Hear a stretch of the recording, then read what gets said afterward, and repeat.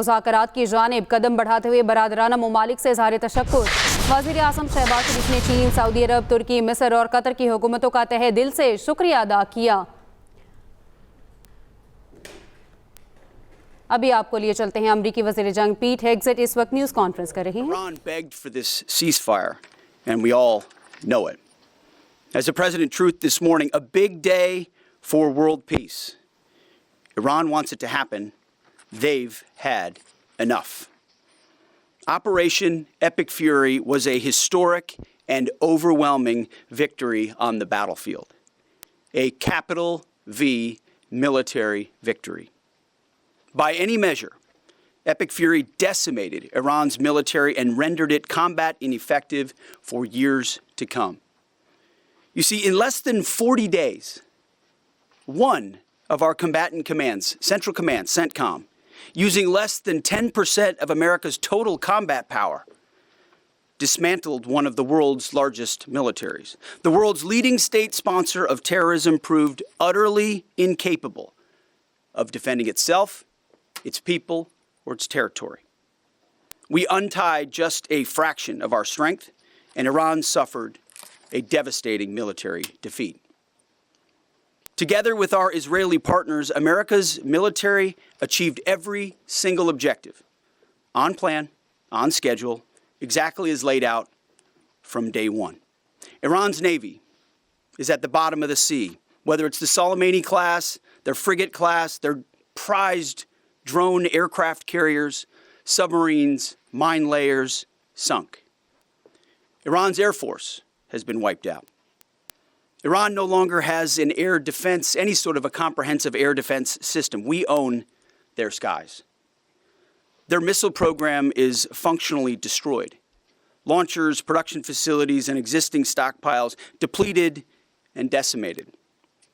And almost completely ineffective. Iran shot hundreds and hundreds of missiles and one-way attack drones at our aircraft carrier. They were obsessed with it, and they never got even close. Every single one of those shots easily shot down miles and miles away from the Abe Lincoln. They were blowing ammo into Fantasyland. Contrast that with, most significantly, in last night's wave of more than 800 strikes, we finished completely destroying Iran's defense industrial base, a core pillar of our mission objective. What little they have left buried in bunkers is all they will have. They can still shoot, we know that. Their command and control is so decimated they can't really talk and coordinate, so they still may shoot here and there, but that would be very, very unwise. But they can no longer build missiles, build rockets, build launchers, or build UAVs. Their factories have been razed to the ground, set back in historic fashion. You see, had Iran refused our terms, the next targets would have been their power plants, their bridges, and oil and energy infrastructure. Targets they could not defend and could not realistically rebuild. It would have taken them decades, and we were locked and loaded. They couldn't defend against it. President Trump had the power to cripple Iran's entire economy in minutes, but he chose mercy. He spared those targets because Iran accepted the ceasefire under overwhelming pressure. The new Iranian regime understood that a deal was far better than the fate that awaited them. This new regime just happened to look at what happened to their predecessors. Their top leadership was systematically eliminated. The previous Iranian supreme leader, dead. The Supreme National Security Council Secretary, dead. The Supreme Leader Office Advisor, dead. The Supreme Leader Military Office Chief, dead. The Defense Minister, no longer with us. The IRGC Commander, dead. The Armed Forces General Staff Commander, dead. The Intelligence Minister, dead. The IRGC Navy Commander, no longer here. The IRGC Intel Chief, dead.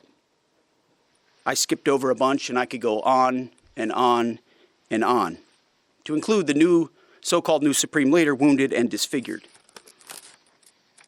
This new regime was out of options and out of time, so they cut a deal. They know this agreement means that they will never, ever possess a nuclear weapon. Under the terms, any nuclear material they should have will be removed. Any material, they should not have will be removed. Right now, their dust is deeply buried and watched 24/7 overhead. The president has been clear from the beginning, there will be no Iranian nuclear weapons. Period, full stop. Other presidents said it. President Trump did it. Operation Epic Fury. Less than 6 weeks, clear mission, decisive action, overwhelming firepower, America first, a historic battlefield victory. For decades, Iran killed Americans with roadside bombs in Iraq, using cowardly proxies to do their dirty work while they hid safely in Tehran. They struck our embassies with car bombs and attacked from the shadows, never daring to face us toe-to-toe. They thought they could bleed America with impunity. Well, they just learned the hard way what happens when you try to fight us directly. And even when they got lucky, one time in 40 days, and downed 2 of our pilots, they couldn't hold them. In a daring 14-hour rescue operation, 7 hours in daylight and 7 hours of night, both pilots were recovered safely. Not once, but twice. A daylight thunder run right up the middle of their country, boots on the ground. A midnight raid right up the middle of their country, boots on the ground. 0 American casualties. The Iranians humiliated and demoralized. We control their fate, not the other way around. That's why they came to the table. Iran's defeat is America's retribution for every American lost to Iranian terror, especially those brave troops killed by Iranian-made roadside bombs in Iraq that my generation knows so well, and for the suffering their regime has inflicted around the world. Now we have a chance at real peace and a real deal. The War Department, for now, has done its part. We stand ready in the background to ensure Iran upholds every reasonable term.